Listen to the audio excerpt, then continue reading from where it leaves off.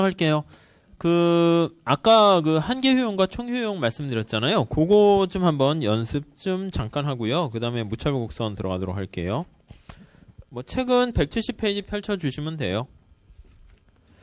자, 우선 첫 번째 보셔야 될 게, 아까 효용함수 얘기를 했는데, 효용함수가 칠판에 그림을 그려야 되니까 x제랑 y제 이렇게 두 개만 있다라고 이제 얘기를 할 거예요. 근데 이제 이게 어떻게 생겼느냐에 따라서 다양하게 나타낼 수 있는데요. 아까 했던 거는 이렇게 xy를 루트 속에 이렇게 가둬줬죠. 또 하나는 만약에 효용함수가 루트를 뺄게요. xy 이렇게 있다라고 할게요. 아니면 이제 xy에다가 제곱을 할게요. 그럼 이건 x의 제곱, y의 제곱. 이거는 xy 곱에다가 제곱한 거랑 똑같죠. 자, 이게 그림이 잘 안 닿을 수는 있는데, 원래는 이게 변수가 3개니까, 칠판에다가도 x, y, 효용, 이런 식으로 해야 돼요. 그래서 우리가 좀 이따 무차별 곡선 볼 건데, 이런 식의 어떤 3차원의 입체적인 그림을 뭔가 이렇게 나타내려고 해요. 근데 칠판에는 2개밖에 못 그리잖아요. 나의 관심사는 x랑 y가 관심입니다. 이렇게 돼 있다 할게요. x랑 u가 관심입니다. 이렇게 있다고 할게요.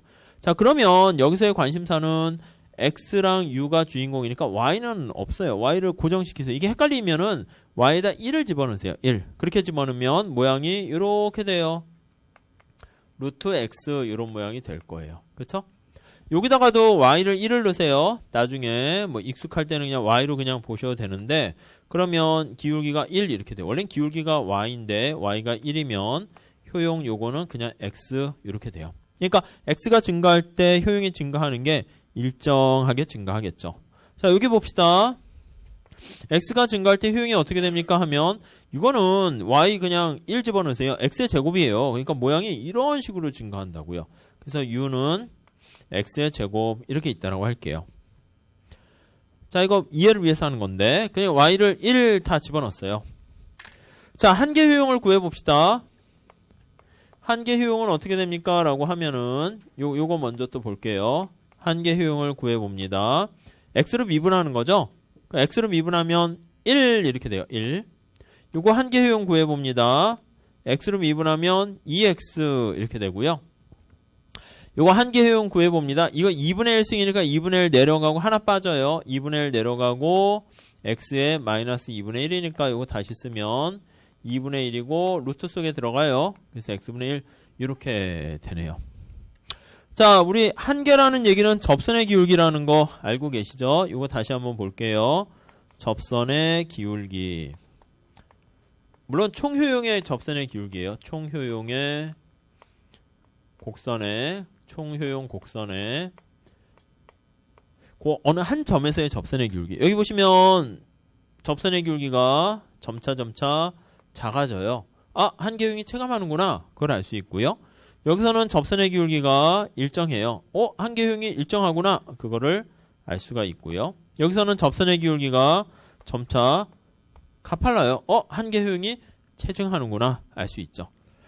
자, 그래서 여기 식에서 보시면 아무 얘기 안 할 때 x를 한 단위 증가시켰을 때 총효용이 어떻게 됩니까? 근데 x를 증가시키면 이게 분모에 있으니까 이거는 감소하고요. 이거는 x랑 관련 없잖아요. 일정하네요. 접선의 기울기가. 요게 이제 한계 효용 할게요. 접선의 기울기. 요거는 x값이 점차 커짐에 따라서 한계 효용은 커져요. 그래서 이거는 체증. 얘는 한계 효용이 체감. 이렇게 되는 거 알 수가 있죠. 자, 그러면 여기 한번 봅시다. 여기다 그냥 또 따로 한번 할게요. 한계 효용 그림을 직접 한번 나타내 볼게요. x가 있고 여기 한계 효용이에요. 요거는 한계 효용이 요거 x가 0일 땐 좀 그러니까 1, 2, 3, 4 하면 1일 때 2분의 1 점차 커질수록 이렇게 감소하는 거 알 수가 있고, 요거는 어떻게 돼요? 한계 효용이 1로 일정하네요. x가 있고 여기 한계 효용이 있으면 얘가 1 하면 이렇게 쭉 일정한 거 알 수 있고요. 그러니까 소비량이 증가할 때 높이가 다 항상 똑같죠. 아까 5로 똑같은 거 봤고요. 요 경우는 어떤 경우입니까? 라고 하면 흔하지 않은데 한계 효용이 소비를 함에 따라서 이렇게 자꾸 증가해요. 정확하게 그리면 2x니까 기울기 2x를 이렇게 표현해야 되는데 그냥 아무튼 증가하는 것만 이렇게 우선 살짝 그리면 될 것 같습니다. 자, 이렇게 나올 수 있는 케이스는 다 했고요. 아무 얘기 안 하면 좀 더 일반적인 상황이 요 위에 나와 있는 한계용이 체감하는 게 일반적이니까 저걸 갖고 우리는 제일 많이 사용하게 될 거예요. 아셨죠? 나중에 문제 풀면서 좀 할게요. 요것만 잘 좀 음미해서 참고로 봐두세요. 자, 우리 170페이지 무차별 곡선 이론에 가보도록 합시다. 챕터 7 무차별 곡선 이론. 별 곡선 이론. 자, 우선 개요 한번 봅시다. 자, 한계 효용과 무차별 곡선 이론 나와 있어요. 한계 효용 거기 옆에 보시면 기수적 살짝 밑줄 치시고요. 아무튼 이거는 이제 효용이라는 거 얘기할 때 이제 보통 기수적 이렇게 해서 한계 효용 학파 그렇게 얘기하는 거죠. 현실에서는 근데 효용을 측정할 수 있다는 게 좀 마음에 안 들잖아요. 그래서 이번에 보시면 야, 그러면 이건 좀 너무 그러니까 순서만 알면 어때? 해가지고 순서만 나타내는 서수적 측면에서 약간 디테일한 거는 이게 현실 설명력이나 디테일한 건 있는데 사실은 뭐 너무 이상적이죠. 측정할 수 있다는 게 말이 안 되니까. 그래서 이제 사실은 학문의 흐름 발전은 기수적인 거에서 이쪽 서수적으로 이렇게 흘러가고요. 그러다 보니까 이제 한계 효용 이론 갖고 막 이거 하는 건 이제 공부를 위해서 효용이라는 얘기를 하기 위해서 보통 수업 시간에 하는 거고 다 무차별 곡선 가지고 이제 보통 분석해요. 그래서 거기 보시면 2번 무차별 곡선 할 때 순서 밑 동그라미 치시고 서수적 동그라미 치세요. 그리고 이제 3번에도 보시면 이 무차별 곡선 이용하는 게 두 번째 줄에 현대 소비자 이론에서 가장 중심적인 위치를 차지해요. 그래서 우리는 무차별 곡선 그걸 갖고 이것저것 얘기를 합니다. 자, 우리가 아까 이걸 얘기할 때 프리퍼런스라는 선호에 대해서 먼저 좀 얘기를 했었죠. 뭐를 뭐보다 더 좋아하냐 싫어하냐 그렇게 하고 여기서 이제 효용함수를 만들고 이 효용함수는 이제 기수적인 건데 위에서 내려다보고 그린 게 무차별 곡선이에요. 그래서 두 개는 사실 똑같다고 보셔도 돼요. 예, 이걸 가지고 이제 어떤 선택이라는 행동을 이제 보여주게 되는 것이죠. 네, 이렇게 끌고 갈 거예요. 그래서 이 선호에 대해서는 살짝 용어 정리 때문에 선호에 대한 공리 그걸 좀 보셔야 될 것 같아요. 거기 밑에 한번 볼게요. 1번 소비자의 행동을 체계적으로 분석하기 위해서는 소비자 선호 체계에 대한 가정이 필요한데 기본적인 가정 그것을 공리라고 얘기해요. 공리. 그렇죠? 공리. 공리? 여자 배우 영화 배우 아닌가 이름? 아무튼 공유도 본명이에요? 아닌가? 공씨가 있나? 공씨 있나? 아무튼 공씨도 있나? 아무튼 그런가? 공씨인가? 갑자기 아무튼 공리는 뭐냐면 자명한 원리라고 보시면 돼요. 그러니까 수학에서 어떤 걸 증명하거나 할 때 이 공리에서부터 시작해요. 뭔가 태초에 뭐가 있어야지 그걸 갖고 뭘 자꾸 설명하니까 그러니까 그냥 이거는 지극히 그냥 받아들이는 원리다 이렇게 보시면 되겠어요. 자, 거기 나온 게 다 수학, 물리학 이런 데서 쓰이는 거래 가지고 좀 느낌이 좀 그래요. 그래서 탁 와닿진 않고 용어도 그냥 있는 대로 번역했어요. 그러니까 그냥 그대로 보세요. 완비성이다라고 하면 completeness인데 이게 완전성이라는 것도 번역을 해요. 완전성. 자, 이거는 뭐냐면 거기 보시면 소비자는 두 임의의 두 재화 묶음 간의 선호 순서를 판단할 수 있다. 거기 밑줄 치세요. 선호에 대한 순서를 판단할 수 있다. 그러니까 두 개 중에 뭐가 좋은지 비교가 가능하다 이래야 돼요. 당신은 X가 좋습니까? Y가 좋습니까? 하면 저는 X가 좋습니다. 저는 Y가 좋습니다. 저는 무차별합니다. 어느 거든 상관없어요. 그렇게 얘기를 해요. 그 다음 얘기를 하죠. 뭘 좋아하세요? 저 몰라요. 이러면 그럼 뭐 어떻게 하라고요? 그리고 이행성이라고 하는 건요. 거기 보시면 재화 묶음 A가 B보다 선호되고 B가 C보다 좋고 A가 C보다 더 선호된다. XY로 하면 X가 Y보다 좋고요. Y가 Z보다 좋아요. 이렇게 물어봤지. 위에 걸로 할까요? 사과랑 바나나로 할게요. 다시요. 사과가 좋아요. 바나나가 좋아요. 이렇게 했어요. 그럼 저는 사과가 좋습니다. 바나나가 좋습니다. 뭐 그렇게 얘기하는 거예요. 사과가 좋아요. 바나나가 좋아요. 이렇게 되면 저는 사과가 바나나보다 좋습니다. 이렇게 얘기했어요. 또 다른 걸 하나 물어봤죠. 혹시 바나나를 좋아하세요? 또 뭘 할까? 포도를 좋아하세요? 물어봤어요. 포도. 이렇게. 포도를 좋아하세요? 물어봤더니 저는 바나나가 좋습니다. 이렇게 얘기했어요. 여기서 얘기가 끝난 거죠. 뭘 제일 좋아하고 그 다음이고 알 수 있는데 혹시나 물어봤어.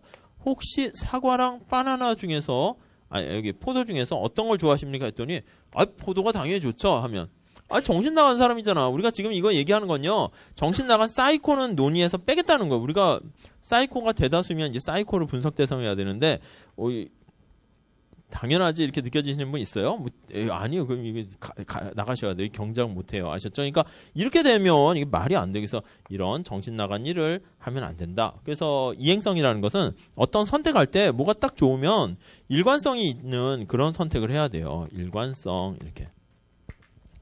뭐 지극히 당연한 겁니다. 연속성이라는 것은 이제 조금씩 변해야 된다는 거예요. 갑자기 확 변하면 안 돼요. 그래서 조금씩 거기 조금씩 그렇게 보시면 돼요. 조금씩. 나중에 할 텐데 사전 편찬식 그런 거 할 때는요. 조금씩이 아니라 뭐 작년에 시험 나왔네. 그거는 이제 갑자기 점프를 하게 돼요. 그렇게 되면은 이제 뭔가 얘기할 때 우리가 미분하거나 막 이런 얘기를 할 수 없기 때문에 조금씩 변한다 이렇게 얘기할 거고요. 단조성이라는 건 뭐냐면 그냥 거기 보시면 어떤 재화의 소비량이 증가할수록 효용도 지속적으로 증가 동그라미 치고 증가. 그러니까 다다익선이라고 보시면 돼요. 다다익선. 더모아 더 베타 이렇게 보시면 되겠죠. 많이 있을수록 더 효용이 더 증가한다 이렇게 보시면 되겠네요. 네, 이렇게 보시고 다음 볼록성. 볼록 오목 이런 건데 우리가 여기서의 볼록성 그냥요. 거기 보시면 극단적인 재화 묶음보다 골고루 이렇게 골고루를 선호한다 이렇게 보시면 될 것 같습니다. 이거는 나중에 무차별 곡선 할 때 그때 좀 쓸 거예요. 그래서 이게 이제 선호와 관련된 기본 공리인데 뭐 시험에 제일 많이 나오는 거는 주로 요 단조성 이런 거 있죠. 이게 와닿는 게 없으니까. 그리고 뭐 이행성 뭐 이런 거 완비성 좀 알아두세요. 네.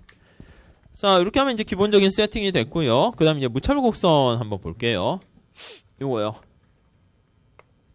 자, 개념 전체에서 그 무차별, 뭐가 무차별하다는 거야? 그럴 수가 있는데, 인디퍼런스라고 하는데, 어떤 개인이 동일한 효용이 똑같은 점을 연결한 곡선이에요. 그래서, 무차별이라는 것은, 무차별의 의미는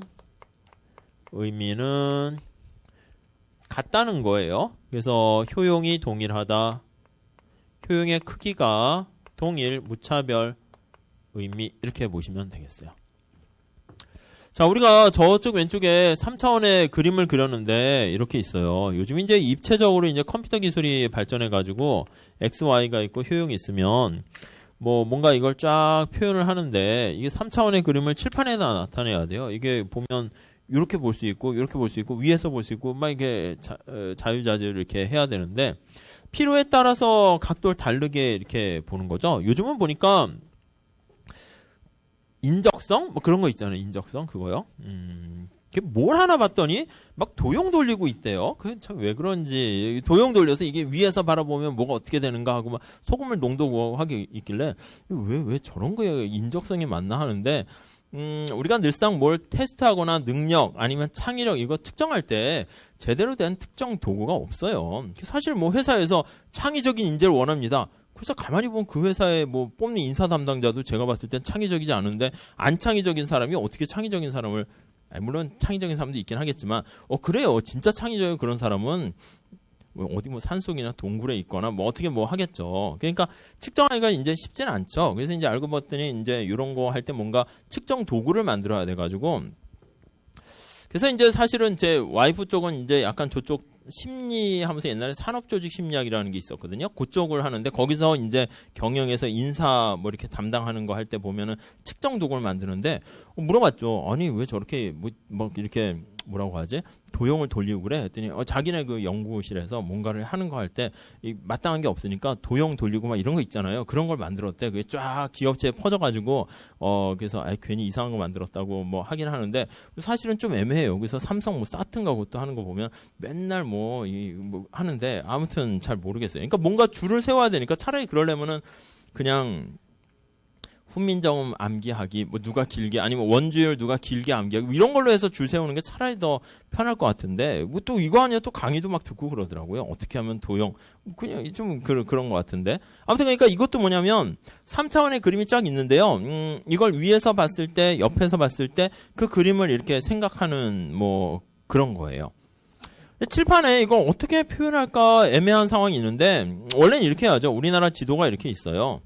지도가 있으면 산을 여기까지 그리려면 이 산이 이렇게 있죠. 이렇게 산을 산맥까지 이렇게 그려야 돼요.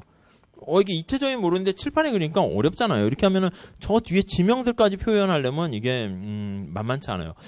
그래서 이거 어떻게 표현할 수 있을까라고 해서 한 게 그 지도에서 나와 있는 등고선이라고 아시죠? 그걸 이제 사용하는 거예요. 그래서 등고선이라 하면 등 같다는 거잖아요. 높이가 같은 점들을 연결한 선이다 이렇게 보시면 돼요. 그래서 이거를 눈을 갖고 위에서 투영시켜서 놓고 보는 거죠.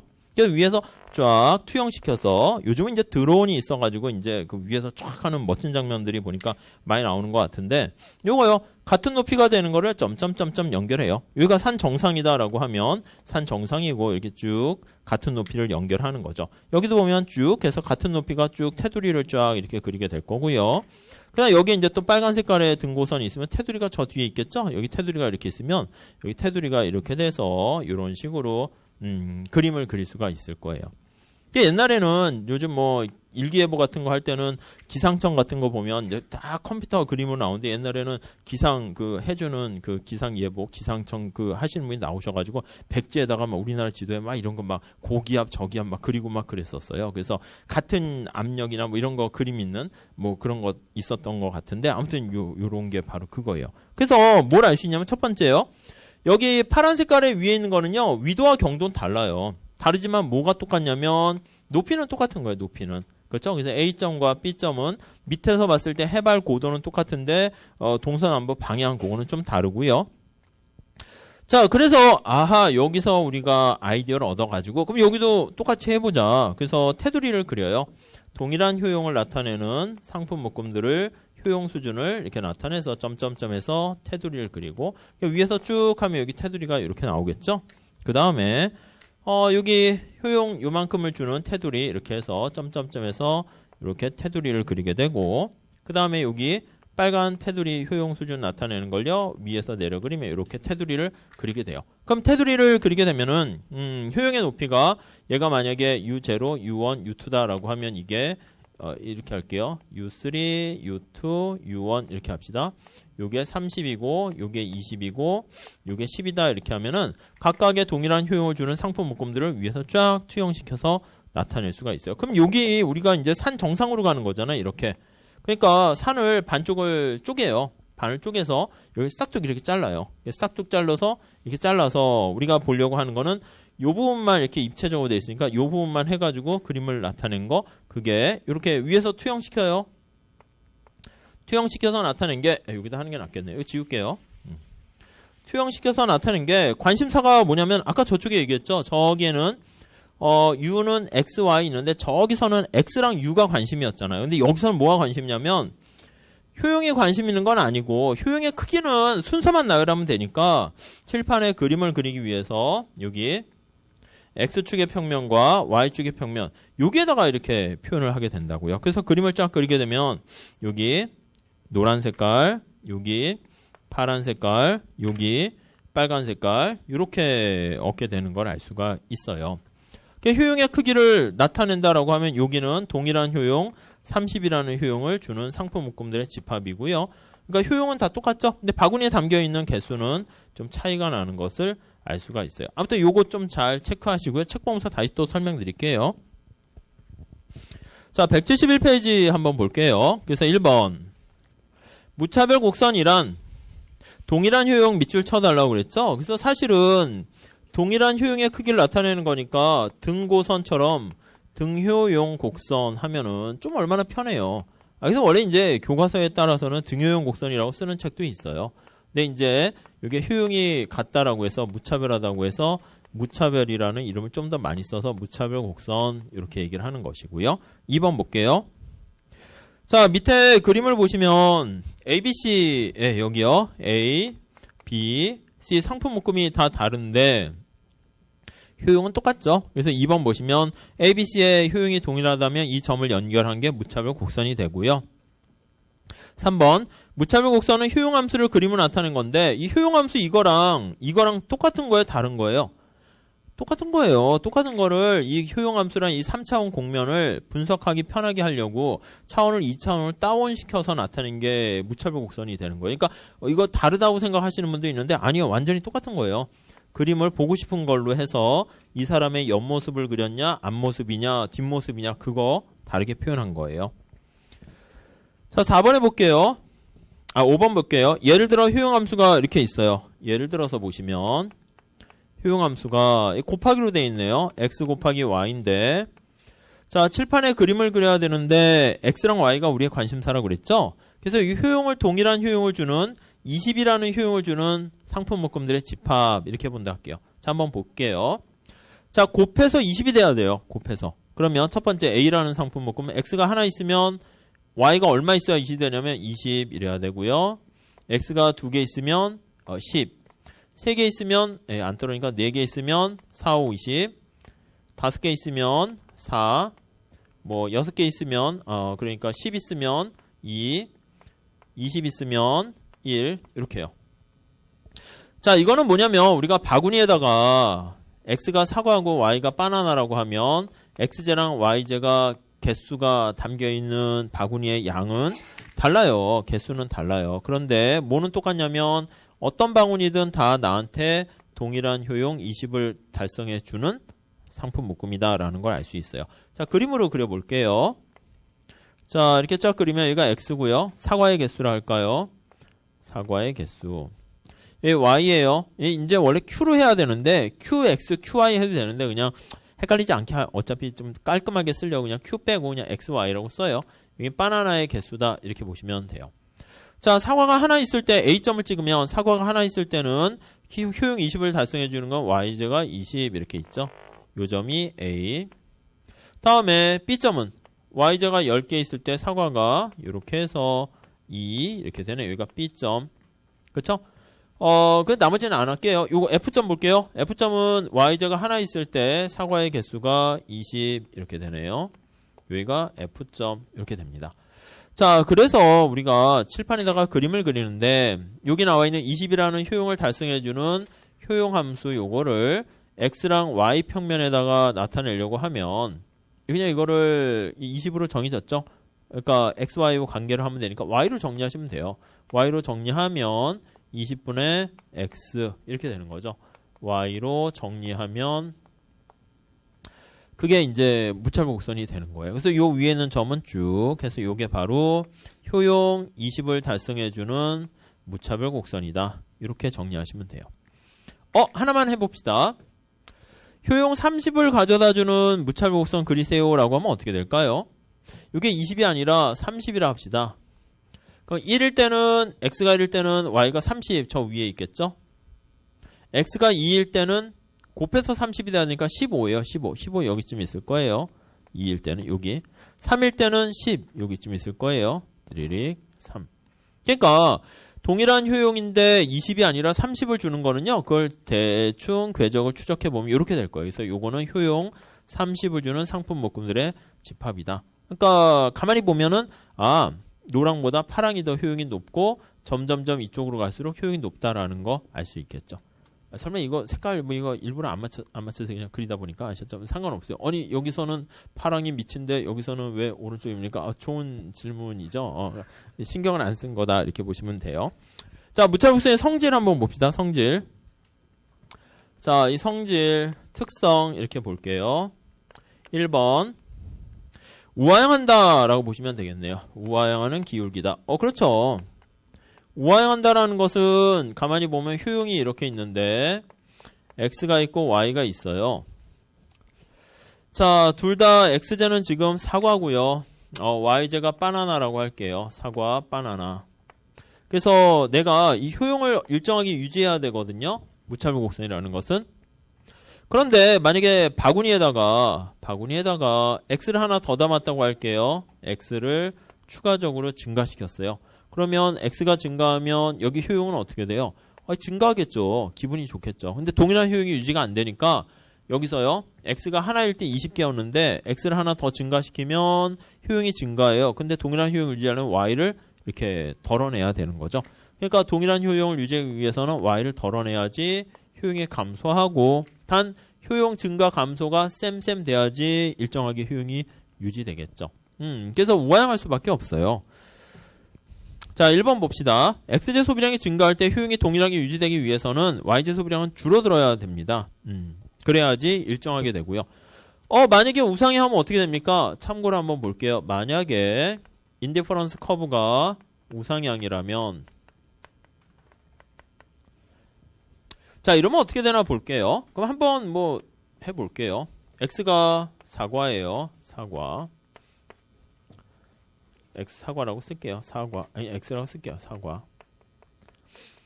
자, Y가 뭔진 몰라요. Y가 뭔진 모르는데, 무차별 곡선이 우상향하는 형태로 있다 합시다. 요렇게 있다 할게요. 효용 수준 이렇게 있어요. 일정한 효용, 유제로를 달성해주는 효용 수준. 이제 무차별 곡선이죠. 자, 원래 내가 사과를 이만큼 갖고 있고, Y제를 이만큼 갖고 있었어요. 이렇게. 근데 아침에, 반갑게 친구를 만났어요, 학원에서.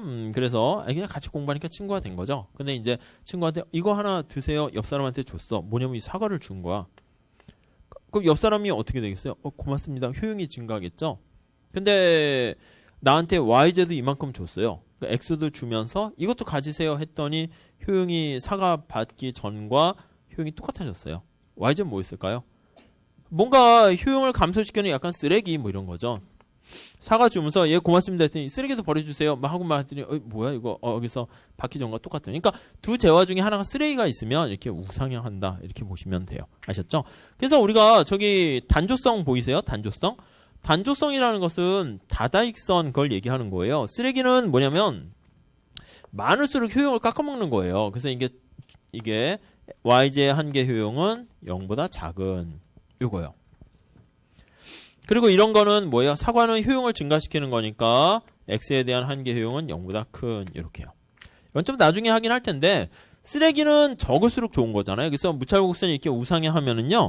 여기에 보면 무차별곡선이 이렇게 우상향했을 때 효용은 어디로 갈수록 증가하냐면 쓰레기는 작을수록 X제는 증가할수록 그러니까 효용은 이쪽으로 갈수록 효용이 증가한다. 증가 방향 이렇게 보시면 될 것 같아요. 경작에서 쓰레기도 많이 분석해요. 예를 들면 여기다가 리스크라고 할게요. 위험이요. 이거 좋은 거 아니죠? 그리고 이제 수익이라 할게요. 수익. 그러면 두 재화 중에서 하나가 위험이 있으면 이거는 증가할수록 쓰레기인 거죠. 효용을 감소시키는 거예요. 그러면 보통은 쓰레기를 등지고 그리는 게 일반적이에요. 이건 이제 볼록선과 관련된 거는 한계 대체율인데 미리 말씀드리면 이렇게 일반적으로 그려요. 효용은 어디로 갈수록 증가합니까 하면 요 위에는 다 동일한 효용을 주는 거고 효용의 증가 방향은 이쪽으로 갈수록 증가한다. 그러니까 쓰레기를 등지고 이쪽으로 갈수록 증가하는 걸로 그리시면 돼요. 자, 또 여기 하나 더 볼게요. 노동 한번 볼게요. 노동. 돈, 소득 이렇게 있어요. 돈, 소득. 자, 우리가 이제 노동의 가치 있긴 있어요. 근데 노동이 사실 쓰레기예요. 쓰레기. 모르셨죠? 쓰레기. 그러니까 막 여러분들 막 노동의 가치, 땀의 가치 이거는 사실 노동을 해서 우리가 땀을 흘린다면 돈을 벌 생각 때문에 좋아하는 거고 이게 자꾸 일 시키려고 자꾸 그런 거지 노동이 좋은 게 아니라 여가 이게 좋은 거예요. 우리한테는. 그래서 노동이란 쓰레기는 이렇게 줄일수록 좋고 소득은 많을수록 좋은 거니까 역시 효용은 이쪽으로 갈수록 효용이 증가한다. 이렇게 보시면 될 것 같고요. 나중에 또 하나 또 볼 거예요. 이게 우리가 이제 국가 간의 교육을 해요. 그럼 이게 수출품이 있고 수입품이 있어요. 수출품. 그리고 이게 수입제 이렇게 있어요. 수입제, 수입품. 어느 게 쓰레기일까요? 둘 중에. 수입제랑 수출품하고. 수출품은 뭐라고 할까? 그래요. 뭐 한라봉 같은 거 해봅시다. 제주도에서 한라봉을 딱 땄어. 그래서 이제 수출하려고 해서 한라봉을 딱 땄더니 와 이거 되게 맛있고 탐스럽고 진짜 먹음직스럽네.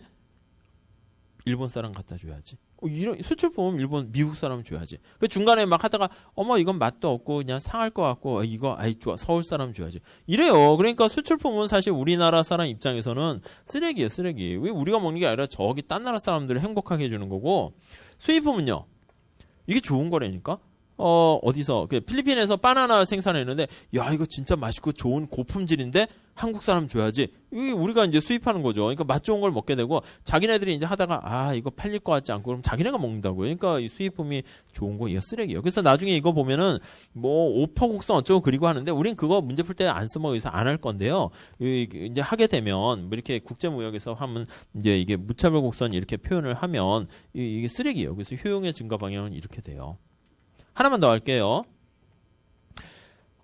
거시경제 가면요. 이것도 역시 우리는 하지 않을 건데 조금 하긴 해야 될 것 같아. 제가 보기에. 이제 거시가 보통 늘 말씀드린 것처럼 학교에서 배우는 거시랑 지금 수업용 거시가 좀 이렇게 달라요. 그래서 이게 거시경제학이 제일 빠르게 막 변화하고 있는 상황인데 지금 거시 출제하시는 분들이 그냥 옛날 좀 올드하게 출제해요. 그래서 이제 우리가 쓰는 교재도 거기에 맞춰서 좀 약간 올드해요. 한 20년 전 거부터 막 이렇게 있어서 뭐 통화주의 고전학판 막 이렇게 있는데 뭐 그런 거 잘 안 해요. 학교에서 거시할 때 하는 분들은 하네. 저는 하는데 그냥 일반적으로 하시는 분들은 우선 첫 번째 모르고 아직 금융시장 금융위기 이런 건데 무슨 자 통화주의는 지금 경제학설사 지금 얘기할 때가 아니에요. 지금 막 현대 이거 얘기해야 되는데 고려시대 때 궁예 때는 뭐 조직이 하면 그건 떠나서 그거 어떻게 해서 우리 지금의 대통령제냐 뭐냐 이걸 어떻게 해야 되는데 이게 관심사가 되는 거니까 너무. 근데 이제 출제자들은 귀찮으니까 약간 올드하긴 해서 그런데 이번부터 조금 이제 약간 그냥 좀 바뀌는?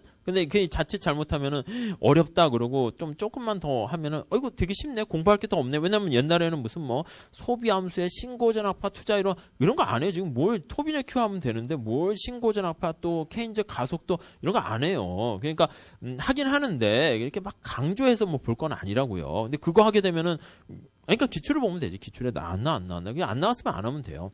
근데 아무튼 여러분들 책에 있으니까 무조건 하는데 아무튼 그건 제가 줄여드릴게요. 이게 좀 이렇게 쭉 이렇게 좀 바뀌긴 하는데 아무튼 거시에 가면은요 쓰레기 천지가 등장해요. 하나는 실업률이고요. 쓰레기예요. 쓰레기. 높을수록 좋은 게 아니라 효율을 감소시켜요. 인플레이션 이것도 쓰레기예요. 높으면 높을수록 감소해요. 그래서 쓰레기 천지니까 이때는 어떻게 됩니까 하면 쓰레기를 등지고 이런 식으로 그려서 효용의 증가 방향은 이렇게 된다. 이렇게 보시면 되겠어요. 자, 그래서요, 이 모든 걸 그냥 한꺼번에 커버해서 나타내려고 하면은, 한꺼번에 나타내려고 하면은, 그냥 제가, 그래요. 나중에 뒤에 나오니까, 여기다 합시다. 아까 이 등고선 제가 말씀드렸는데, 드르륵 해가지고요.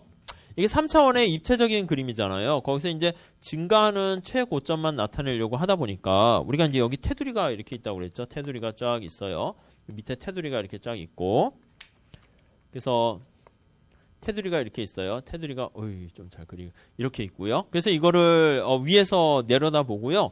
그림을 투영시켜서 이제 나타내게 되는 거죠.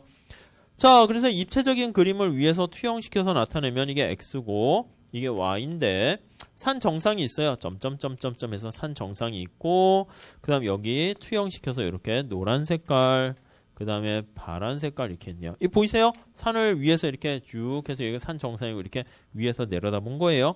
그래서 이걸 4사분면 이렇게 쭉 나눠서 한번 볼게요. 이제 우리가 주로 살펴보는 게 여기 1사분면이고 여기가 2사분면이고 3사분면이고 4사분면이고 이렇게 있다라고 합시다. 그럼 주로 살펴보는 게 저쪽에 나와 있는 거니까 이 부분을 살펴봐요. 그래서 3사분면은 어떻게 되냐면 효용이 이쪽으로 갈수록 산 정상으로 가서 효용이 증가하는 거죠. 그러니까 이거는 XY가 많을수록 좋은 거니까 X에 대한 한계 효용도 0보다 크고 Y에 대한 한계 효용도 0보다 크다. 둘 다 효용을 증가시키는 단조성 성립하는 거고요.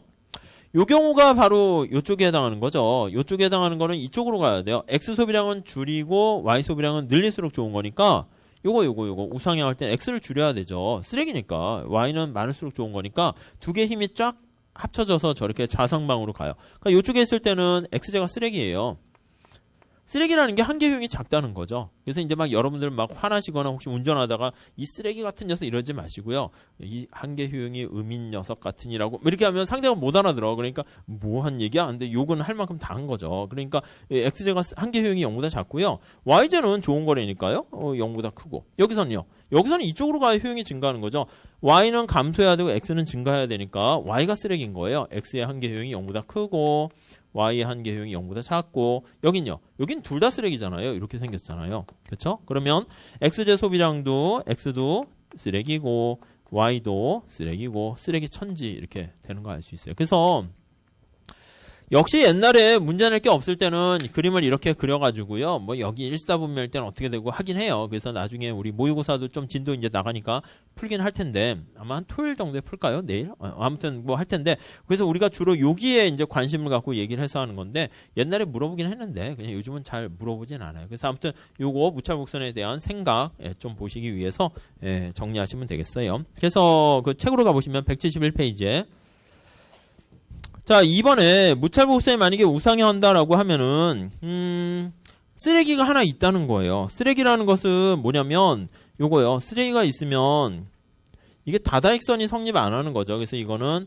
단조성을 위배한다. 우리가 아까 저기 선호의 공리에서 반드시 충족시켜야 될 게 뭐 완비성, 이행성, 단조성인데 단조성이 성립한다라고 가정하고 얘기하면 이렇게 쓰레기는 이제 논의 대상에서 빼야 되는 거죠. 그래서 아무 얘기 안 하면 빼고 얘기를 할 거예요. 다음에 172페이지 볼게요. 원점에서 멀리 떨어질수록 더 높은 효용을 나타낸다. 거기 1번 보세요. 무차별 곡선이 원점에서 멀리 떨어지면 이거요. 멀리서 떨어지면 이쪽 갈수록 여기도 마찬가지죠. 산이 이렇게 올라가는 거예요. 여기 갈수록 x, y를 많이 갖는 거예요. 그러니까 효용이 당연히 증가하죠. 그렇죠? 그래서 두 번째 여기 지울게요. 두 번째 무차별 곡선은 인디퍼런스 커브는 원점에서 멀리 떨어질수록 효용이 증가한다. 이거요. 이것도 역시 다다익선 단조성 보시면 되겠죠. 이것도 역시 단조성이에요. 단조성이라는 건 다다익선 많을수록 좋다는 거죠. 3번 무차별 곡선은 서로 교차하면 안 돼요. 교차할 수 없다. 이렇게 돼 있네요. 자, 위에 나와 있는 그림 가지고 한번 볼 테니까 한번 체크를 해 보시죠. 그러니까 이것도 교차할 수 없다는 것을 증명하려면 만약에 교차한다면 어쩔래? 그걸 보는 거예요. 만약에 교차시 한번 볼게요. 자, 그림을 쫙 보시면 x고요. 여기가 y고요. 이렇게 돼 있어요. 자, 무찰부 곡선이 거기 보니까 두 개가 있는데 교차했어요. 하나의 무찰부 곡선 제로. 그럼 또 다른 무찰부 곡선 이렇게 있습니다. 1 이렇게. 자, 거기 보니까 A, B, C 상품 묶음이 있는데 B와 C와 A 이렇게 있어요. A를 여기다 할게요. 여기다 A 이렇게 있어요.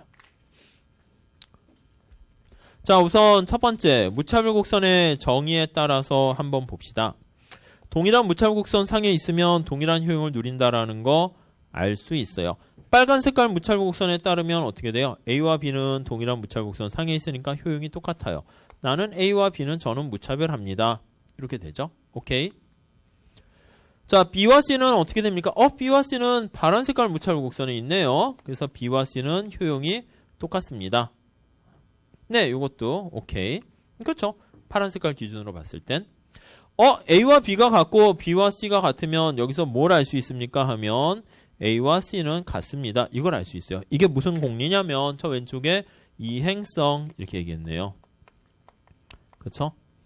A가 B보다 크고 B가 C보다 크면 A가 C보다 큰 거고 A가 B랑 같고 B가 C랑 같으면 A와 C는 같아요. 당연히. 자, 그런데 가만히 여기다 보조선을 쫙 그려볼게요. A에다 책에다 보조선 살짝 그려보시면 A와 C를 비교해보면 A가 C보다 X제도 많이 갖고 있잖아요. X제도 많이 갖고 있고 Y제도 많이 갖고 있어요. 그러니까 A가 C보다 효용이 더 커야 돼요. 왜요? 단조성 때문에. 다다익선이잖아요. 자, 정리해 볼게요.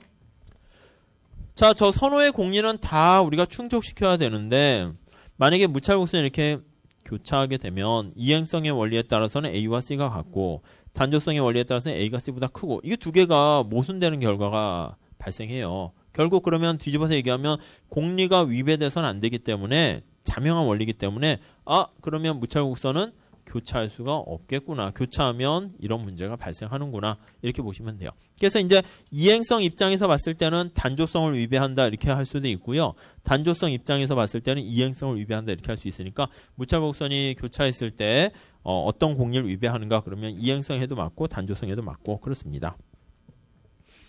자, 여기서 2번에 보시면 이행성의 공리를 위배한다. 그것만 살짝 보시고 다음에 4번 볼게요. 그 화살표는 그냥 신경 쓰지 마세요. 우리가 어떤 선호는 이렇게 빨간 색깔하고 파란 색깔이 이렇게 교차하면 이건 어떤 한 사람의 효용함수를 나타내는 게 아니라 두 명의 다른 사람이에요. 빨간 사람과 파란 사람. 다른 사람은 선호하는 정도가 다른 거니까 그 얘기가 거기 있는 거예요. 만약에 교차할 수 있다라고 하면 이거는 지금 다른 사람 얘기를 그냥 한꺼번에 여기다 그려놓은 거죠. 4번에 보시면 원점에 대해서 볼록하다. 이게 한계 대체율이 체감한다는 건데 여기 보세요. 예, 기준이 있어야죠. 여기서 바라보면 이게 우리가 볼록 이렇게 얘기한다고요. 우리가 생산 가능 곡선 얘기한 것처럼 어떤 그림을 그렸는데 모양이 이렇게 생겼다라고 하면 이게 이제 여기서 봤을 때는 볼록하고요. 여기서 봤을 때는 오목하고요. 예, 그림의 형태를 표현할 때 다르죠. 그래서 우리가 이제 밖에서 봤을 때 오목하고 원점에서 봤을 때 볼록한데 아무 얘기 안 하면 원점을 기준으로 해요. 오리진이니까. 그래서 원점에서 봤을 때 볼록하다. 그 이유가 이제 한계 대체율인데 그 얘기는 내일 할 거예요. 그래서 이 앞에 무차별곡선과 이런 공리 이런 것들 처음 들을 때는 용어가 낯설거든요. 그래서 이제 웅얼웅얼 자꾸 하시고요. 익숙하게 머릿속에 넣으시고 그다음 총효용, 한계 효용 이런 거 있죠. 그런 것들도 자꾸 옵줄이시면 괜찮을 것 같고요. 그다음 이제 본격적인 거는 이제 내일이에요. 그래서 내일 한계 효용 그다음에 주르륵 해서 예산선 해서 소비자 선택하면서 그 다음이 이제 가장 복잡한 소비자 이론의 그래프, 곡선 이런 걸 나와요. 그래서 뭐 203페이지라든가 뭐 그런 그림, 202페이지 이런 그림 나와요. 근데 복잡하지도 않아요. 사실 좀 보면. 그래서 그거는 다음에 내일 이유가 되겠네. 그렇게 이어서 할게요. 자, 잠깐 오늘 여기서 또 하려고 그러네. 오늘 여기서 끝낼게요. 자, 수고하셨습니다. 네.